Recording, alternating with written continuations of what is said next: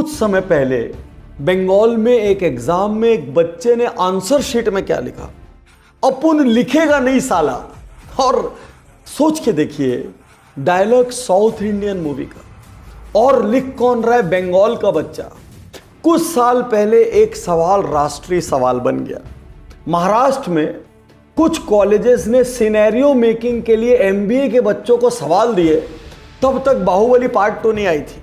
सवाल क्या था, कटप्पा ने बाहुबली को क्यों मारा। देखते ही देखते एक सिनेमा जो रीजनल कहा जाता था वो नेशनल हो गया, और इनफैक्ट उसने नेशनल सिनेमा कहे जाने वाले बॉलीवुड को हरा दिया। इस ओर हमारा ध्यान बीते कुछ दिन पहले एक चर्चा में गया। मैं एक इंडस्ट्रियलिस्ट दोस्त के साथ बैठा था, वो भी एक मूवी बफ है और मैं भी एक भी मूवी नहीं छोड़ता।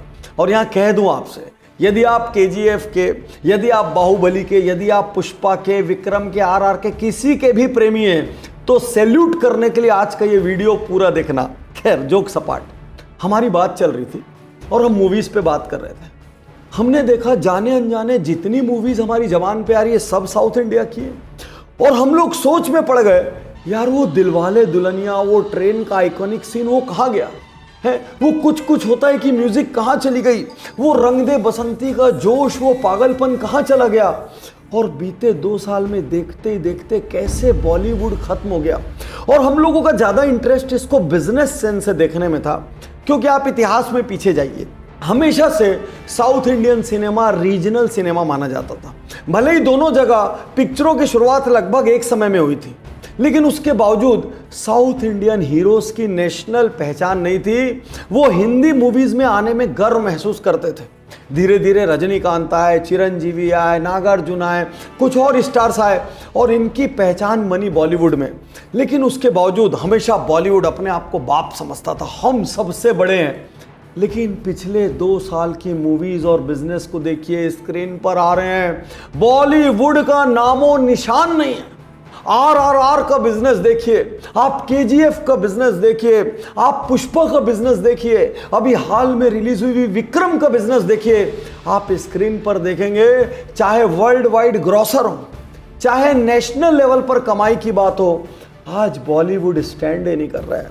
आज की अनूठी केस स्टडी एक बिजनेस सेंस से, एक एनालिटिक्स के सेंस से आपको बताएगी क्या ऐसे कारण है जिसकी वजह से एक समय में जिसका अस्तित्व भी नहीं था 70% इंडिया में, वो सिनेमा आज देश का सिनेमा हो गया। उस सिनेमा की मूवीज को ग्लोबल वाहवाही मिल रही है। और मेरे जैसे साउथ इंडियन मूवीज के जितने भी फैन हैं, ये हमारे लिए गर्व की बात है। आज RRR को पूरी दुनिया के कोने कोने में डायरेक्टर सराह रहे हैं, हीरो सराह रहे हैं, यहां तक कि इसकी स्टार कास्ट के साथ काम करने की बात सोच रहे हैं। और सबसे बड़ी बात, रामचरण का नाम चल रहा है इस वक्त अगले जेम्स बॉन्ड के लिए।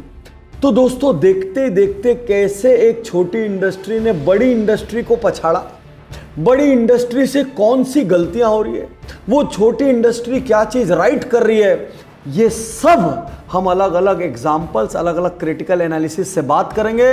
और हो सकता है आप अपने बिजनेस में, अपनी लाइफ में, अपने कैरियर में भी इतने ही क्रिटिकल तरीके से सोच पाएं। मुझे विश्वास है कि आपको इस शो को इस वक्त देखते हुए लग रहा होगा, यार अनूठा तरीका है। बॉलीवुड को, साउथ इंडियन सिनेमा को भी एक बिजनेस की तरह देख रहे हैं, एक इंडस्ट्री की तरह देख रहे हैं। ऐसे 400 से ज़्यादा अनोखे डीपली रिसर्च्ड वीडियोस उज्ज्वल पाटनी यूट्यूब चैनल पर हैं। यदि हर दिन एक वीडियो भी देखेंगे, जिंदगी बदल जाएगी। यदि ऑडियो के प्रेमी हैं, स्पॉटिफाई के शौकीन हैं, तो हर उज्ज्वल पाटनी शो 48 आवर्स पहले स्पॉटिफाई पर रिलीज होता है, the motivation podcast by doctor Ujjwal Patni के नाम से। वहां पर जरूर इसे सुने और आनंद लें।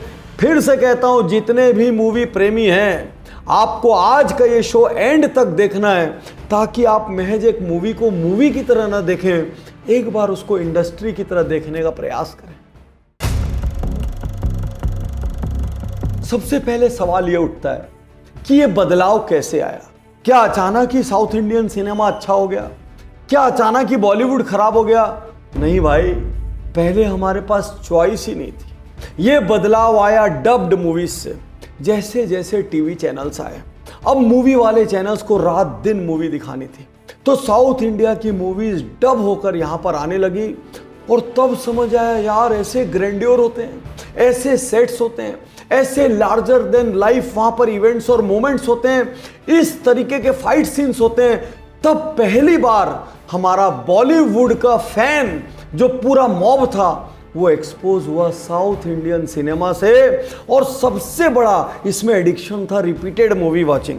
आप एक मूवी को एक बार नहीं देखते थे। याद करिए, इंदिरा द टाइगर को आपने कितनी बार देखा होगा, मगधीरा को आपने कितनी बार देखा होगा। ऐसी बहुत सारी मूवीज है जिनको हम बार बार देखते रहे।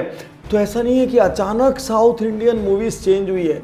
ऐसा लगता है कि मानो हमको पहली बार चॉइस मिली कि हम दोनों में से किसको देखें।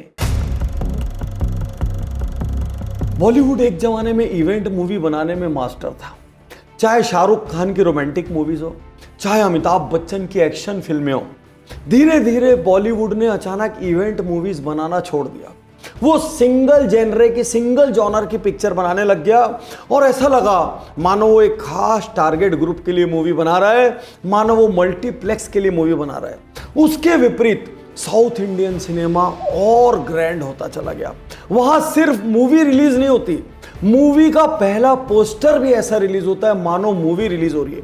जब मूवी की म्यूजिक लॉन्च होती है तो 10-10 लाख लोग उस लॉन्च पर आते हैं। कहें कि साउथ इंडियन सिनेमा एक मूवी को एक बार रिलीज नहीं करता, वो एक मूवी को 20-25 बड़ी बड़ी इवेंट में बदल देता है।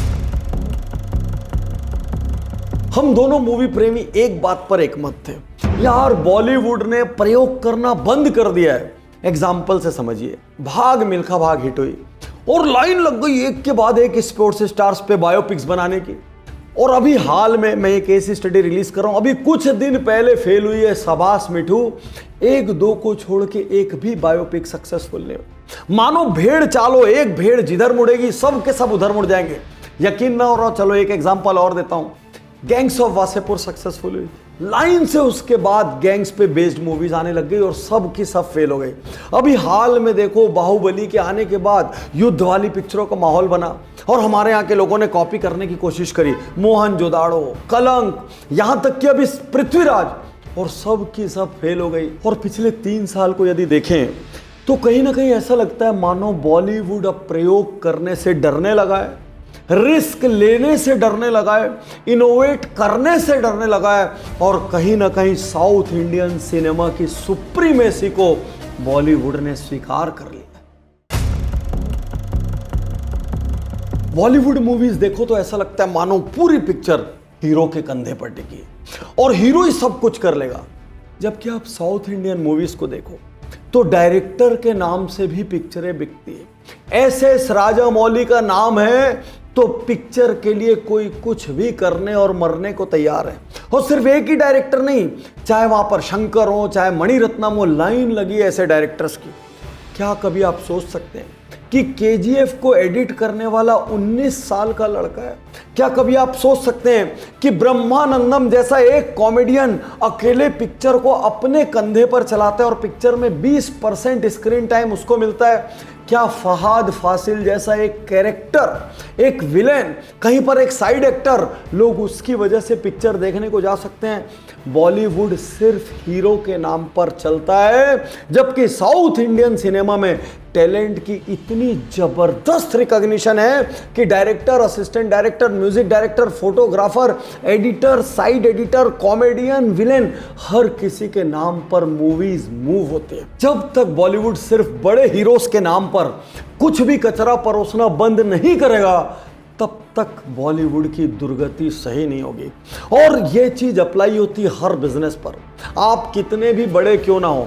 यदि आपने अपने कस्टमर्स को ग्रांटेड लिया, यदि आपने अपने कस्टमर्स को वैल्यू नहीं दिया, यदि आपने अपने कस्टमर्स के फीडबैक के आधार पर प्रोडक्ट नहीं बनाए, आप कितने भी बड़े क्यों ना हो, एक दिन कोई ना कोई आपको खत्म करेगा और नीचे से वो उठ के आएगा जो अपने कस्टमर्स के रिस्पेक्ट करता है। यदि हम स्टार्स के एथिक्स की बात नहीं करेंगे ना, तो आज की केस स्टडी अधूरी रह जाएगी। जब रजनीकांत की एक फिल्म रिलीज हुई बाबा, बहुत पैसा लगाकर मूवी बनी और मूवी फ्लॉप हो गई। यकीन कीजिए रजनीकांत ने डिस्ट्रीब्यूटर्स को, प्रोड्यूसर्स को बुलाकर पैसे लौटाए। जब प्रभास ने बाहुबली करना शुरू किया, 5 साल तक प्रभास ने एक भी मूवी नहीं की। उसको पता था इतना बड़ा फंड, इतनी बड़ी आशाएं, उम्मीदें इस पिक्चर से जुड़ी है, मैं 100% फोकस इस मूवी पर देखना चाहता हूं। उसके विपरीत जब बॉलीवुड के बारे में सुनते हैं तो पता चलता है हीरो ने जम के पैसा लिया, यानी 50% बजट हीरो ने ले लिया और उसके साथ साथ प्रॉफिट में बहुत बड़ा शेयर रख लिया। और यदि मूवी नहीं चली तो वो डायरेक्टर खत्म हो गया, प्रोड्यूसर खत्म हो गया, प्रोडक्शन हाउस बर्बाद हो गया। जब तक हीरोज फेलियर की जिम्मेदारी साथ में नहीं लेंगे, जब तक हीरोज एथिकल नहीं होंगे, तब तक इंडस्ट्री में बदलाव संभव नहीं होगा। और यही बिजनेस में भी होता है। हम बिजनेस गुरुकुल में सिखाते हैं कि बिजनेस ओनर को सबसे पहले एथिकल होना चाहिए। लोग बिजनेस ओनर को रतन टाटा की तरह देखना चाहते हैं और यदि उनका एक अंश भी आपके ऊपर आ गया तो याद रखिए, आपसे कभी गलती भी हो जाएगी ना, लोग आपको माफ कर देंगे। आपका एथिक्स, एक बिजनेस ओनर का एथिक्स ही उसके कर्मचारियों का एथिक्स बनता है, उसके डिस्ट्रीब्यूशन चैनल का एथिक्स बनता है, उसके प्रोडक्ट्स का एथिक्स बनता है। इसीलिए गुरुकुल के पहले 2 सेशन में हम लोग पहले ओनर का एथिकल बिहेवियर सुधारते हैं, क्योंकि हमको पता है यदि लंबी दूरी तक जाना है, यदि कस्टमर से सम्मान पाना, यदि चैनल पार्टनर से सम्मान पाना है, तो आपका एथिकल स्टैंडर्ड बहुत हाई होना चाहिए।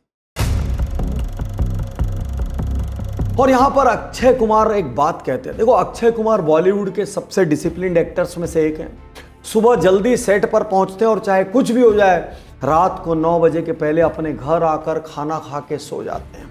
वो कोई कॉम्प्रोमाइज नहीं करते, इसीलिए वो डंके की चोट पे कहते हैं किसी को भी बॉलीवुड में काम करने के पहले 4-5 साउथ की मूवीज कर लेनी चाहिए, ताकि उनको समझ में आए सिनेमा का डिसिप्लिन क्या होता है। वो कहते हैं यहां पर हम एक दिन में 12, 14, 15 शॉट्स लेते हैं, जबकि साउथ में एक दिन में 35, 40 शॉट होते हैं, क्योंकि वहां के लोग एक दूसरे के टाइम की वैल्यू करते हैं। यहां पर आपसे एक बड़ा सवाल है, क्या आप जिस भी इंडस्ट्री में, जिस भी करियर में, क्या आप टाइम की वैल्यू करते हैं? क्योंकि याद रखिए, टाइम एक लिमिटेड कमोडिटी है और दुनिया में सबसे अमीर और सबसे गरीब को भगवान ने देने में कोई कमी, कोई फर्क नहीं किया। उसी टाइम को लेवरेज करके कोई प्रसिद्ध होता है, कोई करोड़पति अरबपति होता है, और उसी टाइम का मिसयूज करके कोई खत्म हो जाता है। आज जब साउथ इंडियन सिनेमा और बॉलीवुड को कंपेयर करो तो ऐसा लगता है मानो बॉलीवुड में स्टार्स का अकाल हो गया। कोई भी ऐसा मेगा स्टार नहीं बचा जिसके लिए कोई मंदिर बनवाए, जिसके कोई आदमकद कटआउट्स लगवाए, जिसकी मूर्ति बनाकर कोई दूध से नहलाए, या जिसके लिए कोई सुसाइड कर ले। हाल में ही पुनीत राजकुमार की जब मृत्यु हुई तो 10 लोगों ने सुसाइड किया, या ऐसा कह लें कि 7 ने सुसाइड किया और 3 की इमीडिएट शॉक से, कार्डियक अरेस्ट से मृत्यु हुई, और उनके परिवार के लोगों को आकर बोलना पड़ा कि आप ऐसा मत कीजिए। यश के एक फैन ने उनके घर के बाहर आत्मदाह कर लिया, क्योंकि बर्थडे पर वो यश से नहीं मिल पाया। आज रजनीकांत का मंदिर है, MG रामचंद्रन का मंदिर है, NTR का मंदिर है। क्या बॉलीवुड अपना स्टारडम खो चुका है? क्या हमारे स्टार हर दिन छोटे होते चले जा रहे हैं? क्या हमारे स्टार ने इस कला को महज एक बिजनेस समझ के फिल्मों को फैक्ट्री मान लिया है? क्या हमारे स्टार इतने निर्मम हो चुके हैं कि अब उनको किसी के भी नुकसान से कोई मतलब नहीं, कैसे भी करके बहुत सारे पैरेलल बिजनेसेस खड़े करने हैं? क्या हमारे स्टार्स को भीतर से फियर आ गया है कि हमारा लाइफ स्पैन छोटा है? क्या इसीलिए अब बॉलीवुड से स्टार पावर मिसिंग है? सवाल यह है कि समस्या उठाकर छोड़ देंगे या कुछ समाधान भी बताएंगे। अरे आज तक उज्जवल पाटनी शो में हर बिजनेस केस स्टडी में जब समाधान बताया गया है तो ये कोई फिल्म इंडस्ट्री का रिव्यू थोड़ी है, ये भी हम एक बिजनेस केस स्टडी की तरह कर रहे हैं। तो यहाँ पर भी हमारे कुछ सजेशंस हैं। मुझे ऐसा लगता है कि बॉलीवुड को वापस बड़ी इवेंट मूवीज बनानी चाहिए जो पूरी फैमिली देखे और देख के खो जाए, ऐसा लगे wow larger than life. Bollywood को इनोवेशन करना चाहिए, बॉलीवुड को थोड़ा रिस्क लेना चाहिए। देखिए आप फेल भी हो जाएंगे ना, हमारे जैसे लोग आपकी मूवीज जाते रहेंगे।